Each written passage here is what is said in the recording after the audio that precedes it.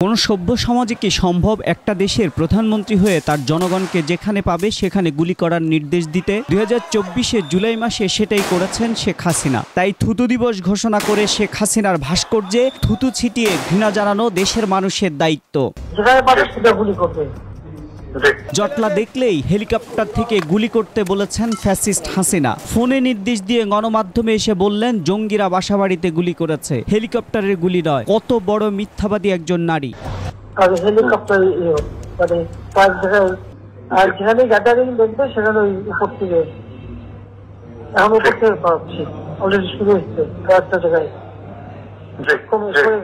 কতটা নির্মম lethal weapon, তথা যে অস্ত্রে মানুষ মরবে সেই প্রাণঘাতী অস্ত্র নিরস্ত্র মানুষের বিরুদ্ধে ব্যবহার করতে বলেছেন শেখ হাসিনা। যা যুদ্ধক্ষেত্রে ব্যবহারেও সতর্ক থাকতে হয়, তাই ব্যবহারের নির্দেশ শেখ হাসিনার।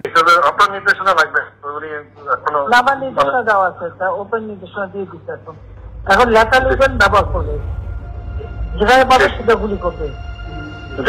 অথচ চরিত্রের পরিবর্তন না করে শেখ হাসিনা, শেখ পরিবার আর আওয়ামী সন্ত্রাসীরা ইনিয়ে বিনিয়ে রাজনীতিতে ফিরে আসতে চায়।